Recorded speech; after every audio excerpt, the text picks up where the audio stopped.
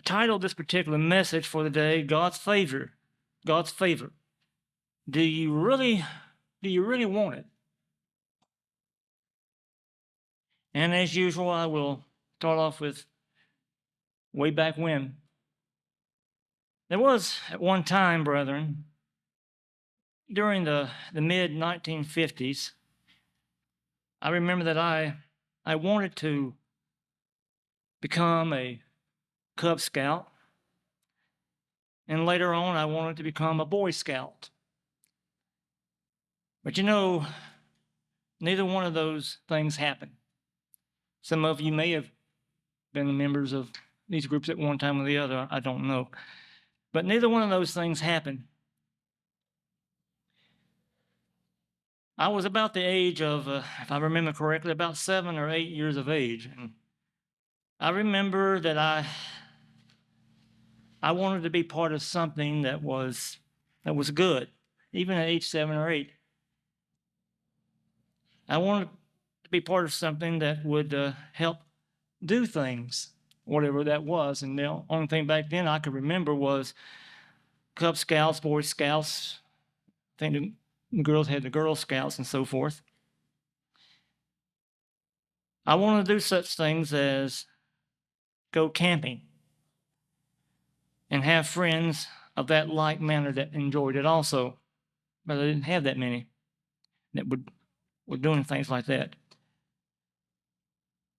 But I did the closest that I can remember ever to doing anything like the Boy Scouts or the Cub Scouts was an organization, and this happened a little bit later on, known as the Royal Ambassadors. It was a Christian organization, and I believe it still exists someplace. And I have mentioned that place at one time or the other in times past. But I remember my brother and I, we joined this group of 8 to 10 young men. And we went to their meetings. We learned a lot of good moral conduct and ideals. And we did what we could to be good young ambassadors, as the name of the group. We wanted to be young ambassadors for Christ of that time in the mid-50s. And we just wanted to be good, obedient to our parents, and be respectful to others, and so forth, even at that age. But we actually did one time, I do remember, we had a camping, and I'll use the word excursion because it sounds fancy. We actually went on a camping excursion or a camping trip one weekend in this organization, starting on a Friday afternoon. And yet before that had even occurred, before we even left, that organization helped teach us some things that we may need to have to make this trip an adventure in our attitude and actual activities that would be done. We learned on-the-spot training how to set up a tent, which I have since forgotten. And we learned how to make our own sleeping bags rather than go out and buy one, or whatever the price was back then. And I thought, well, this is what I really want to do. And I learned good things to do or to think about in that process. And as I said, I was about 7 or 8 years of age at that time. Now, I want you to stay with me because I don't want to bore you to death, but we'll see where we go.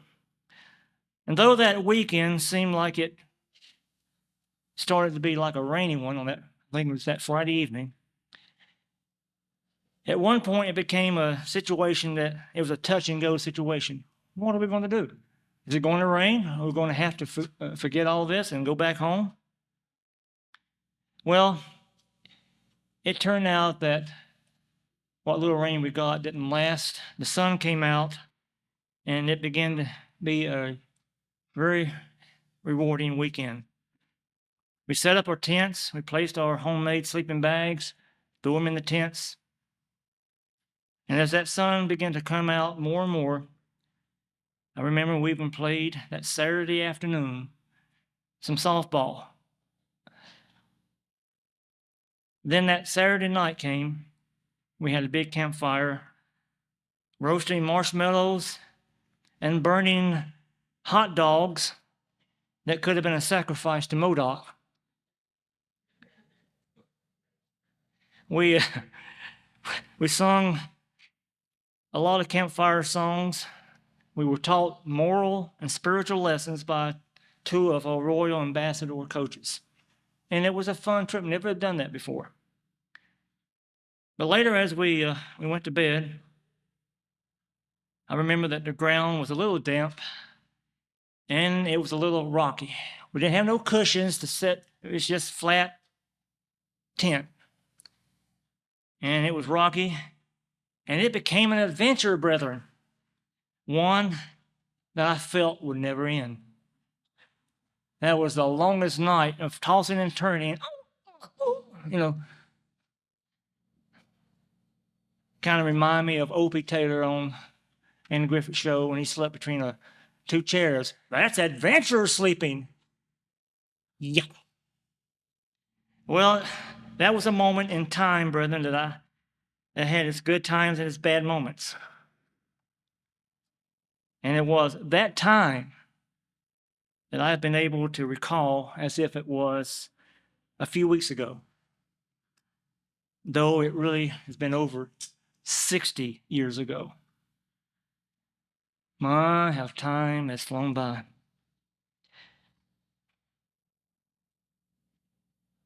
I felt that I had been part of something that was educational, and it was fun to do at that same time. I was young, but I couldn't label the thoughts, but that's pretty much what I thought. It was something I had chosen. Keep that word in mind. I had chosen to do. It had really been a good experience in my life as we learned to become good young men. There's about 8 to 10 of us. And that would be mentally, morally, and spiritually learning to put God's ways, as far as we knew God's ways, in our lives, even in these younger years of times that have gone by. Whether we are parents, guardians, or an organization that tries to do and teach young people good things to do and believe, and morals and so forth, it reminded me of Proverbs 22:6 that can be applied here. Because we read in Proverbs 22:6, to train up a child in the way he or she should go. And when they are older, and I'm paraphrasing, when they are older, they may choose not to depart from that way. Still is a choice. And brethren, we here, in this aspect of God's church, we are part of something much bigger than we are as we aim for the kingdom of God. We can participate in what God, through His church, has to offer us for our well-being, especially for our spiritual well-being, as part of that family that God is creating in our minds and even in our children and our young people's minds, in various programs, brethren, designed for them and for us, whether it's here at home office or wherever it may be.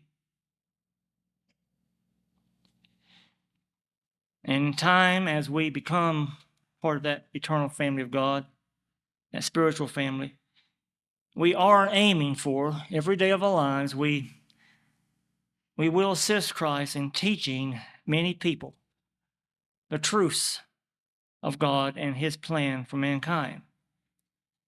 That even our children, our young people, may become part of as they grow into the way they should go.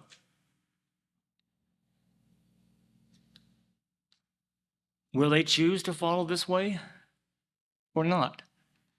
Will your child, as he or she grows and becomes more mature, will they choose this way? You know, God gives us free will to follow him or not.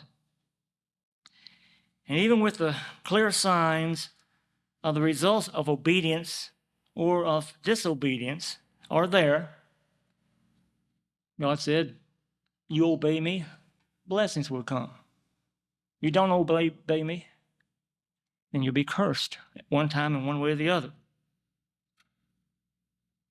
But even though the clear signs of obedience or disobedience are there, what will you always choose? What will our ever-growing children and young people, what will they come to choose at the time they need to make that choice? There's a principle, at least to me, it exists, that stands clear and certain once we all become old enough to choose and decide what's going on. For in Galatians 6, verse 7, God says, do not be deceived. God is not mocked. God is not going to be fooled. For whatever a man or a woman or children that grow up in this way, for whatever a man or woman sow in their lives, they will reap. Be it good or be it bad. What do you and I choose to do at this moment? What about next week, next month, when things don't go your way? When you don't know why things happen? What will our children, our growing children, and our young people come to choose to do? Because it will come down to it. They will have to choose. You can't choose for them. You can lead them, but you can't choose for them. Understand God's ways. His way does not include, or does include rather, the lesson that blessings will come, but perhaps not instantly. For God teaches, brethren, that we need to grow in faith, in patience, and endurance in this growing process. And there's the rub. It's not an easy trip. For brethren, even in disobedient times we may have, the reaping may not be instant. But it will happen. It will come. After all, God does help us to choose his ways. He helps us to choose. He gives us his spirit. He gives us his knowledge. But he will not force people to choose it, nor your growing children. Because they have to grow, not just physically, but they have to grow mentally, spiritually, maturely.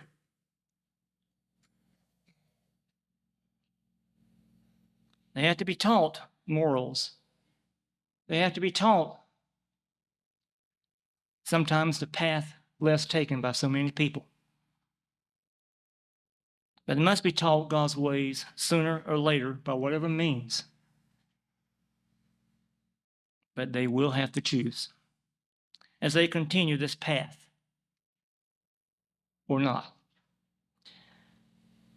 Now we here today, we here will have the opportunity coming, and I understand it's already come one time, but I don't know where I was at, but we have an opportunity that is coming to participate in a function that your presence and your participation is vital, even our children. But it will need your presence and your participation for it to succeed. For as I understand it at this time,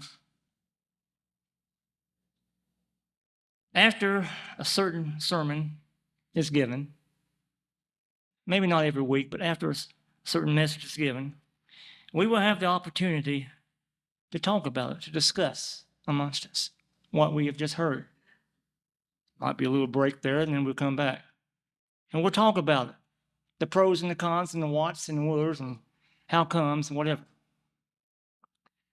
I feel this is our opportunity to be part of something that is bigger than we are. As we all aim for the kingdom of God in that wonderful world of tomorrow, and as we gain more spiritual understanding in that process. Stick with me. So anything worth doing, brethren, I feel should be worth doing well. In fact, even God says that. Everything should be done in decency and in order. 1 Corinthians 14, verse 40. As a lot of things, it may start off a little slow as we even learn how to participate in this particular function. Yet in time, it should grow as God's kingdom will grow in that wonderful world tomorrow. And it will, I imagine, like many things God does, it may start out as that mustard seed of Mark 4:31. For as a mustard seed, which is the smallest of all seeds that is sown upon the earth, it grows. It grows to be the largest of all garden plants, and it puts forth, as it reads, great branches, so that the birds in the skies, they will nest in its shade. And this study of a message given is not a time, brethren, to worry about your comments. It's not a time to see who gives the better comment. But it is a time to help each other to stimulate God's Spirit in you or around you, being the case, as iron sharpens iron in our service to each other, in our service to each other. And in some cases, it could be those words fitly spoken that can be like apples of gold in settings in silver, as you read in Proverbs 25. We can learn from each other. Don't necessarily learn just because someone's up here waving his hands. For if a subject is not your cup of tea at that moment, then just listen. Now, I'm not sure when our pastor will begin this process completely, but I figure let's begin to become excited about this, as this is another way, brethren, that we can grow in God's truth. And we need to be part of that program. After all, it's for your benefit. It's for our benefit. That we all grow in God's knowledge with the outcome to be, brethren, in case we forget, immortal, spiritual teachers in the coming kingdom of God. It would be nice if we could follow Ecclesiastes 9:10. Whatsoever your heart finds to do in this situation, do it with all your might. Colossians 3:23, whatever you do, work at it with all your heart unto the Lord. Now, I could sit up here and quote all this stuff all day long, but is it going in one ear and out the other? What will you do, brethren? What will your growing children come to do?